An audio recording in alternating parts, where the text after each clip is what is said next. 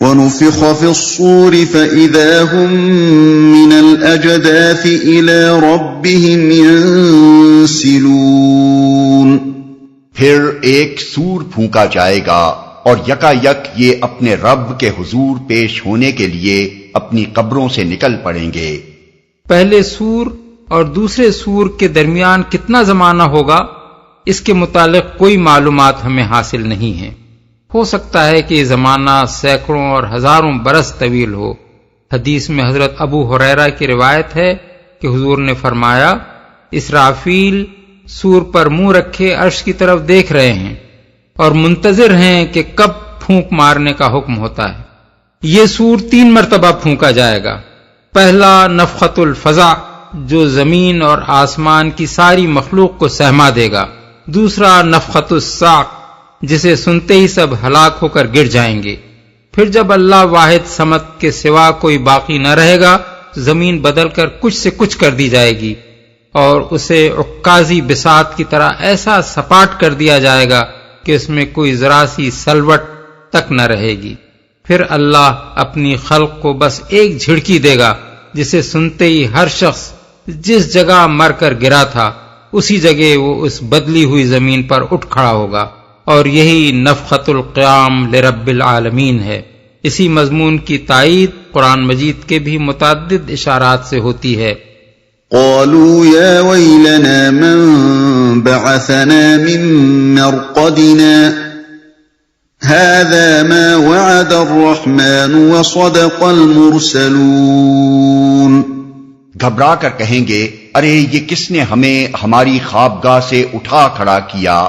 یہ وہی چیز ہے جس کا خدائے رحمان نے وعدہ کیا تھا اور رسولوں کی بات سچی تھی۔ اٹھا کھڑا کیا یعنی اس وقت انہیں یہ احساس نہ ہوگا کہ وہ مر چکے تھے اور اب ایک مدت دراز کے بعد دوبارہ زندہ کر کے اٹھائے گئے ہیں، بلکہ وہ اس خیال میں ہوں گے کہ ہم سوئے پڑے تھے، اب یکایک کسی خوفناک حادثے کی وجہ سے ہم جاگ اٹھے ہیں اور بھاگے جا رہے ہیں۔ رسولوں کی بات سچی تھی۔ یہاں اس امر کی کوئی تصریح نہیں ہے کہ یہ جواب دینے والا کون ہوگا۔ ہو سکتا ہے کہ کچھ دیر بعد خود انہی لوگوں کی سمجھ میں معاملے کی اصل حقیقت آ جائے اور وہ آپ ہی اپنے دلوں میں کہیں کہ ہائے ہماری کم بختی، یہ تو وہی چیز ہے جس کی خبر خدا کے رسول ہمیں دیتے تھے اور ہم اسے جھٹلایا کرتے تھے۔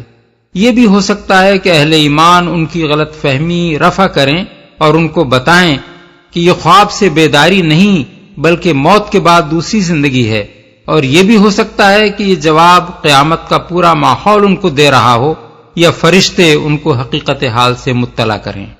إن كانت إلا صيحة واحدة فإذا هم جميع لدينا محضرون۔ ایک ہی زور کی آواز ہوگی اور سب کے سب ہمارے سامنے حاضر کر دیے جائیں گے۔ فَالْيَوْمَ لَا تُظْلَمُ نَفْسٌ شَيْئًا وَلَا تُجْزَوْنَ إِلَّا مَا كُنتُمْ تَعْمَلُونَ۔ آج کسی پر ذرہ برابر ظلم نہ کیا جائے گا اور تمہیں ویسا ہی بدلہ دیا جائے گا جیسے عمل تم کرتے رہے تھے۔ آج کسی پر، یہ وہ خطاب ہے جو اللہ تعالیٰ کفار و مشرکین اور فساق و مجرمین سے اس وقت فرمائے گا جب وہ اس کے سامنے حاضر کیے جائیں گے۔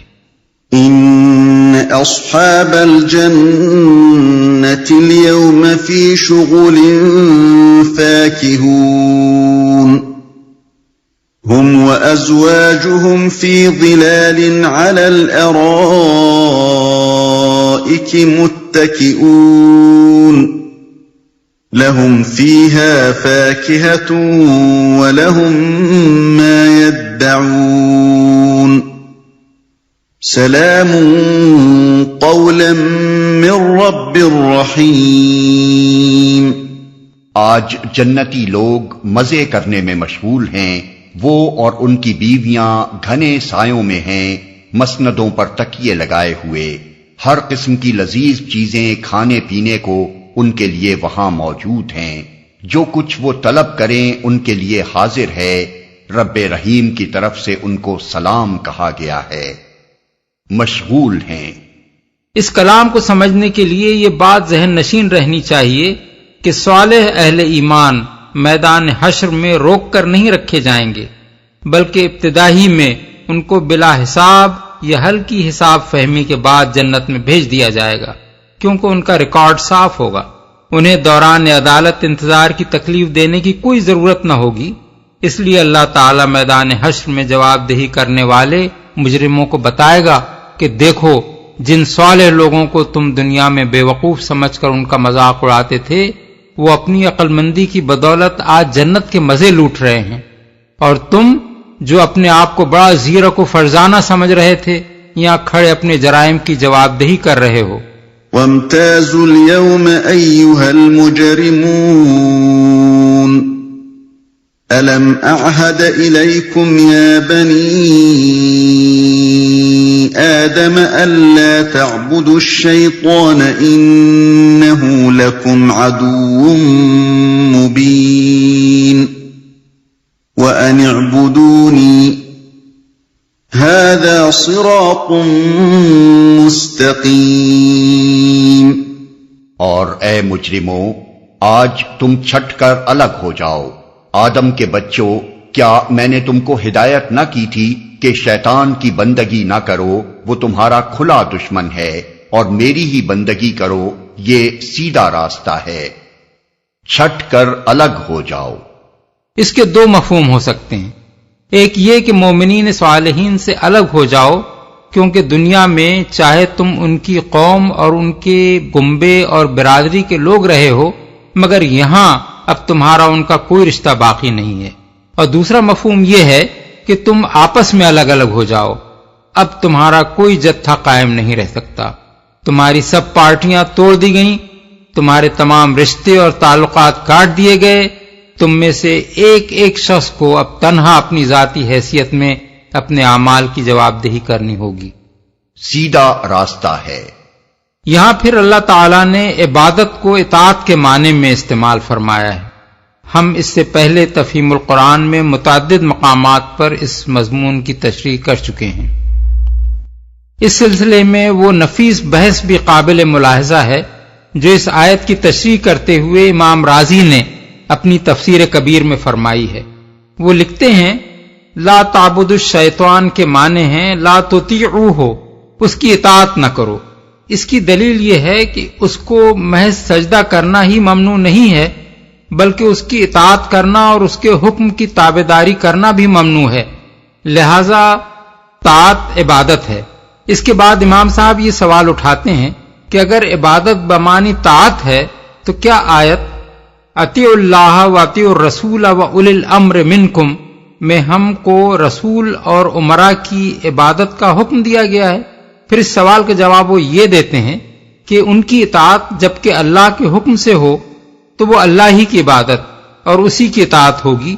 کیا دیکھتے نہیں ہو کہ ملائکہ نے اللہ کے حکم سے آدم کو سجدہ کیا اور یہ اللہ کے سوا کسی کی عبادت نہ تھی؟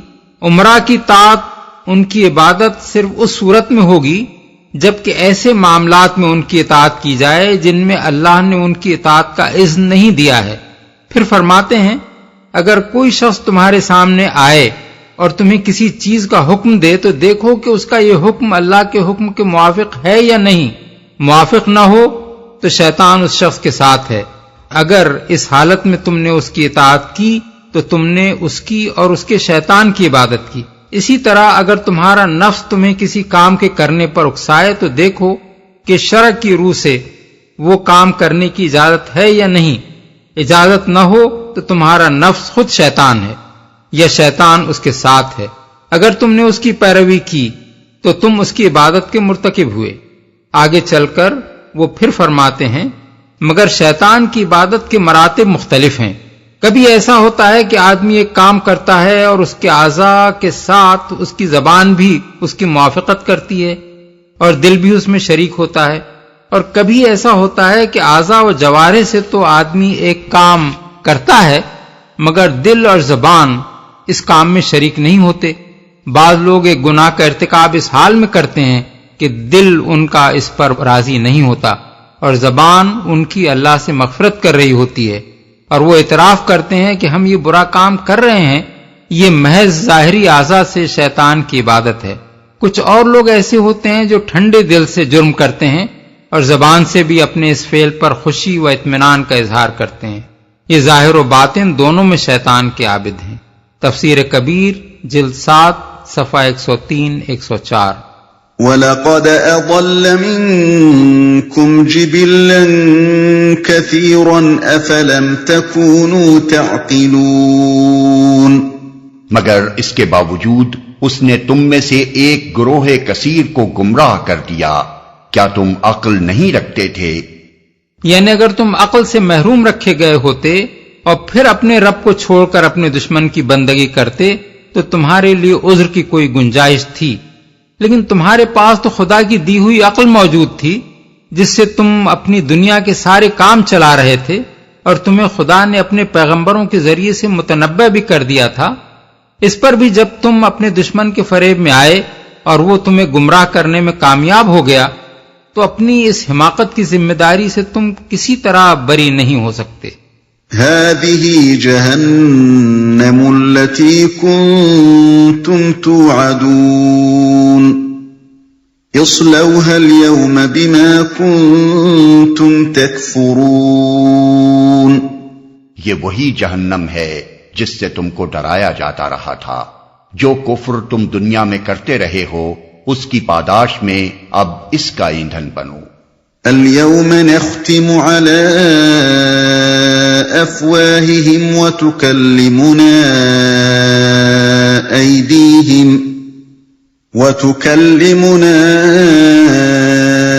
أيديهم وتشهد أرجلهم بما كانوا يكسبون، آج ہم ان کے منہ بند کیے دیتے ہیں، ان کے ہاتھ ہم سے بولیں گے اور ان کے پاؤں گواہی دیں گے کہ یہ دنیا میں کیا کمائی کرتے رہے ہیں۔ یہ حکم ان ہیکڑ مجرموں کے معاملے میں دیا جائے گا جو اپنے جرائم کا اقبال کرنے سے انکار کریں گے، گواہیوں کو بھی جھٹلا دیں گے اور نام اعمال کی صحت بھی تسلیم نہ کریں گے۔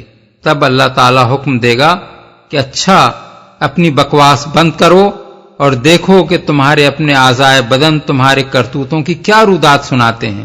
اس سلسلے میں یہاں صرف ہاتھوں اور پاؤں کی شہادت کا ذکر فرمایا گیا ہے، مگر دوسرے مقامات پر بتایا گیا ہے کہ ان کی آنکھیں، ان کے کان، ان کی زبانیں اور ان کے جسم کی کھالیں بھی پوری داستان سنا دیں گی کہ وہ ان سے کیا کام لیتے رہے ہیں۔ یوم تشہد علیہم السنتہم وایدیہم وارجلہم بما کانوا یعملون، النور آیت 24۔ حتی اذا ما جاؤوها شہد علیہم سمعہم وابصارہم وجلودہم بما کانوا یعملون، حامیم السجدہ آیت 20۔ یہاں یہ سوال پیدا ہوتا ہے کہ ایک طرف تو اللہ تعالیٰ فرماتا ہے کہ ہم ان کے منہ بند کر دیں گے، اور دوسری طرف سورہ نور کی آیت میں فرماتا ہے کہ ان کی زبانیں گواہی دیں گی۔ ان دونوں باتوں میں تطابق کیسے ہوگا؟ اس کا جواب یہ ہے کہ منہ بند کر دینے سے مراد ان کا اختیار کلام سلب کر لینا ہے، یعنی اس کے بعد وہ اپنی زبان سے اپنی مرضی کے مطابق بات نہ کر سکیں گے، اور زبانوں کی شہادت سے مراد یہ ہے کہ ان کی زبانیں خود یہ داستان سنانا شروع کر دیں گی کہ ہم سے ان ظالموں نے کیا کام لیا تھا، کیسے کیسے کفر بکے تھے، کیا کیا جھوٹ بولے تھے، کیا کیا فتنے برپا کیے تھے، اور کس کس موقع پر انہوں نے ہمارے ذریعے سے کیا باتیں کی تھیں۔ وَلَوْ نَشَاءُ لَطَمَسْنَا عَلَىٰ أَعْيُنِهِمْ فَاسْتَبَقُوا الصِّرَاطَ فَأَنَّىٰ يُبْصِرُونَ، ہم چاہیں تو ان کی آنکھیں موند دیں، پھر یہ راستے کی طرف لپک کر دیکھیں کہاں سے انہیں راستہ سجھائی دے گا۔ وَلَوْ نَشَاءُ لَمَسَخْنَاهُمْ عَلَىٰ مَكَانَتِهِمْ فَمَا اسْتَطَاعُوا مُضِيًّا وَلَا يَرْجِعُونَ، ہم چاہیں تو انہیں ان کی جگہ ہی پر اس طرح مست کر کے رکھ دیں کہ یہ نہ آگے چل سکیں نہ پیچھے پلٹ سکیں۔ قیامت کا نقشہ کھینچنے کے بعد اب انہیں بتایا جا رہا ہے کہ یہ قیامت تو خیر تمہیں دور کی چیز نظر آتی ہے، مگر ذرا ہوش میں آ کر دیکھو کہ خود اس دنیا میں جس کی زندگی پر تم پھولے ہوئے ہو، تم کس طرح اللہ کے دست قدرت میں بے بس ہو۔ یہ آنکھیں جن کی بینائی کے طفیل تم اپنی دنیا کے سارے کام چلا رہے ہو، اللہ کے ایک اشارے سے اندھی ہو سکتی ہیں۔ یہ ٹانگیں جن کے بل پر تم یہ ساری دوڑ دھوپ دکھا رہے ہو، اللہ کے ایک حکم سے ان پر اچانک فالج گر سکتا ہے۔ جب تک اللہ کی دی ہوئی یہ طاقتیں کام کرتی رہتی ہیں، تم اپنی خودی کے ظام میں مدہوش رہتے ہو، مگر جب ان میں سے کوئی ایک طاقت بھی جواب دے جاتی ہے تو تمہیں معلوم ہو جاتا ہے کہ تمہاری بساط کتنی ہے۔ وَمَن نُعَمِّرْهُ نُنَكِّسْهُ فِي الْخَلْقِ أَفَلَا يَعْقِلُونَ۔ جس شخص کو ہم لمبی عمر دیتے ہیں اس کی ساخت کو ہم الٹ ہی دیتے ہیں، کیا یہ حالات دیکھ کر انہیں عقل نہیں آتی؟ ہم الٹ ہی دیتے ہیں۔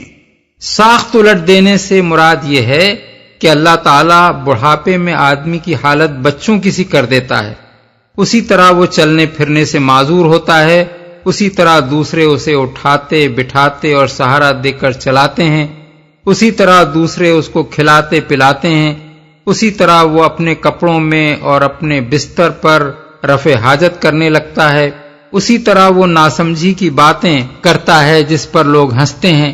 غرض جس کمزوری کی حالت سے اس نے دنیا میں اپنی زندگی کا آغاز کیا تھا، اختتام زندگی پر وہ اسی حالت کو پہنچ جاتا ہے۔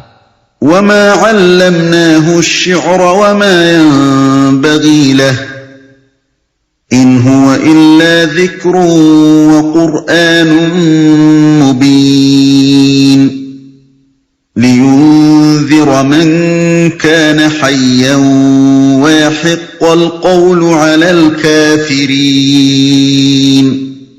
ہم نے اس نبی کو شعر نہیں سکھایا ہے اور نہ شاعری اس کو زیب ہی دیتی ہے، یہ تو ایک نصیحت ہے اور صاف پڑھی جانے والی کتاب، تاکہ وہ ہر اس شخص کو خبردار کر دے جو زندہ ہو اور انکار کرنے والوں پر حجت قائم ہو جائے۔ نہ شاعری اس کو زیب ہی دیتی ہے۔ یہ اس بات کا جواب ہے کہ کفار توحید و آخرت اور زندگی بعد موت اور جنت و دوزخ کے متعلق نبی صلی اللہ علیہ وسلم کی باتوں کو محض شاعری قرار دے کر اپنے نزدیک بے وزن ٹھہرانے کی کوشش کرتے تھے۔ جو زندہ ہو، زندہ سے مراد سوچنے اور سمجھنے والا انسان ہے، جس کی حالت پتھر کی سی نہ ہو کہ آپ اس کے سامنے خواہ کتنی ہی معقولیت کے ساتھ حق اور باطل کا فرق بیان کریں اور کتنی ہی دردمندی کے ساتھ اس کو نصیحت کریں، وہ نہ کچھ سنے نہ سمجھے اور نہ اپنی جگہ سے سرکے۔ أَوَلَمْ يَرَوْا أَنَّا خَلَقْنَا لَهُم مِّمَّا عَمِلَتْ أَيْدِينَا أَنْعَامًا فَهُمْ لَهَا مَالِكُونَ۔ کیا یہ لوگ دیکھتے نہیں ہیں کہ ہم نے اپنے ہاتھوں کی بنائی ہوئی چیزوں میں سے ان کے لیے مویشی پیدا کیے اور اب یہ ان کے مالک ہیں۔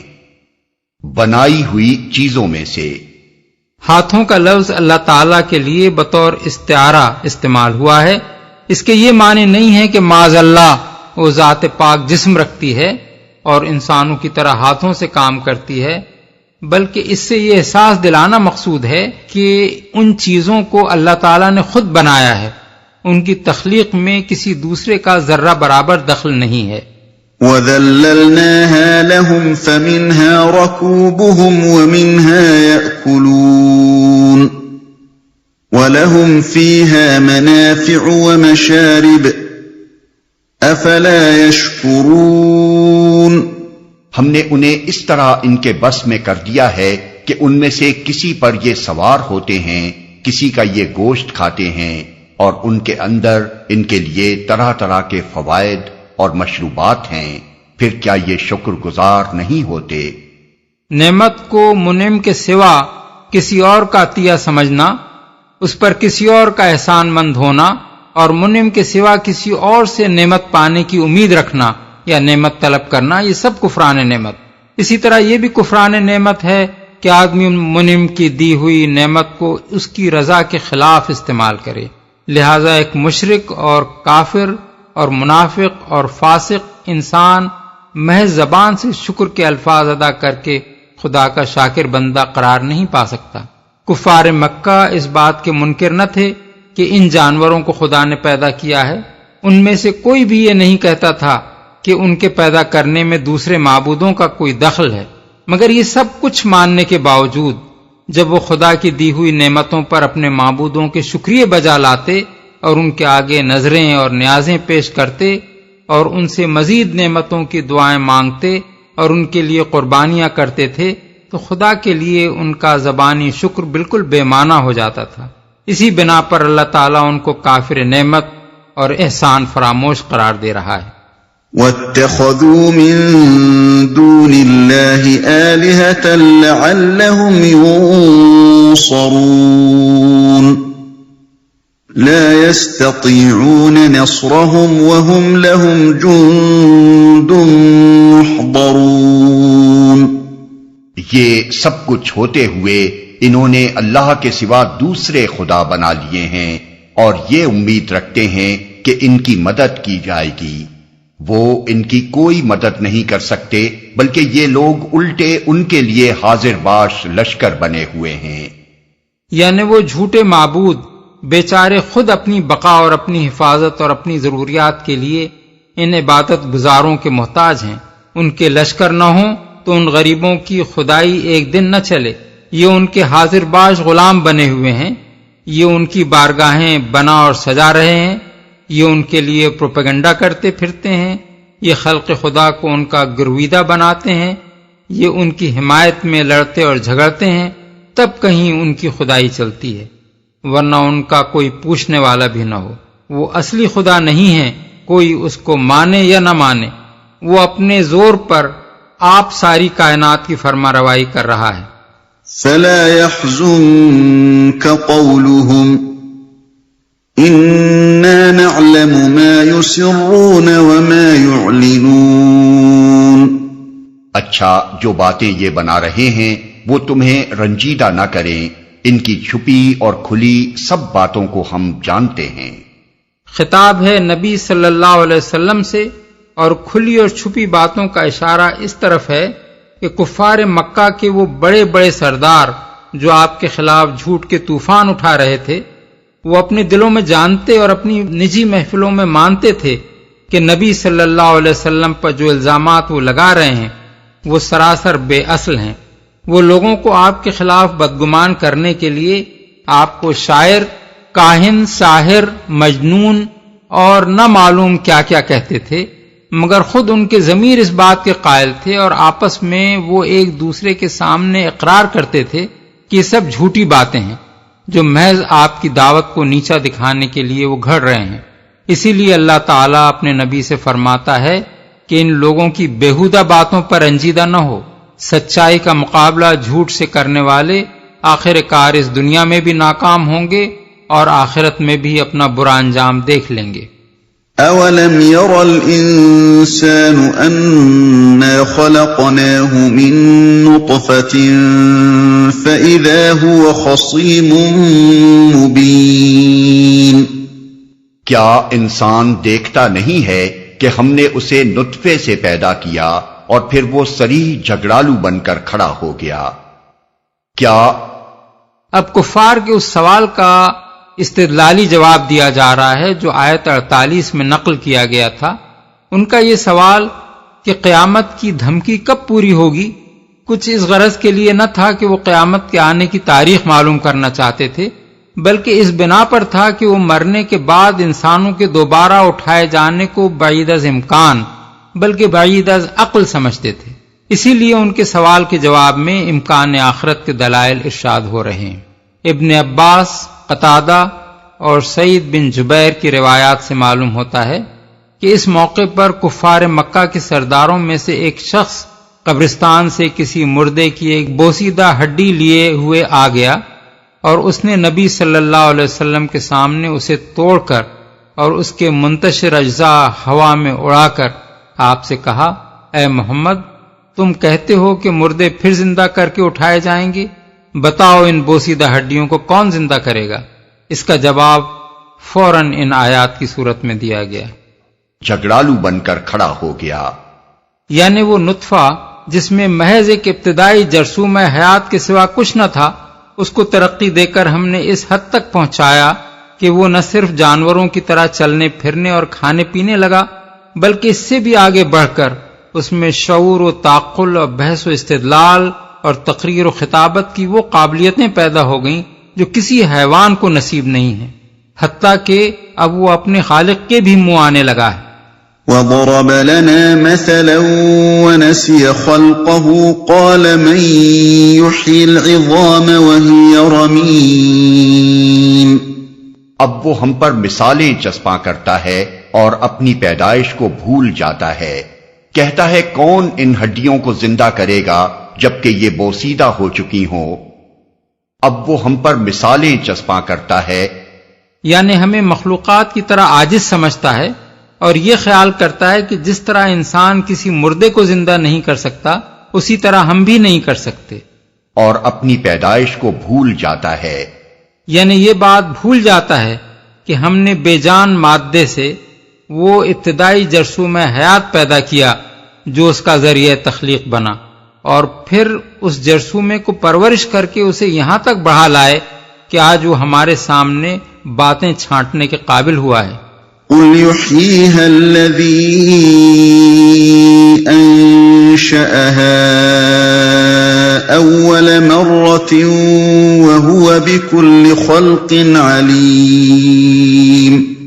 اس سے کہو انہیں وہی زندہ کرے گا جس نے پہلے انہیں پیدا کیا تھا، اور وہ تخلیق کا ہر کام جانتا ہے۔ الذي جعل لكم من الشجر الأخضر نارا فإذا أنتم منه توقدون۔ وہی جس نے تمہارے لیے ہرے بھرے درخت سے آگ پیدا کر دی اور تم اس سے اپنے چولہے روشن کرتے ہو۔ یا تو اس کا مطلب یہ ہے کہ اس نے ہرے بھرے درختوں میں وہ آتش گیر مادہ رکھا ہے جس کی بدولت تم لکڑیوں سے آگ جلاتے ہو، یا پھر یہ اشارہ ہے مرخ اور افار نامی ان دو درختوں کی طرف جن کی ہری بھری ٹہنیوں کو لے کر اہل عرب ایک دوسرے پر مارتے تھے تو ان سے آگ جھڑنے لگتی تھی۔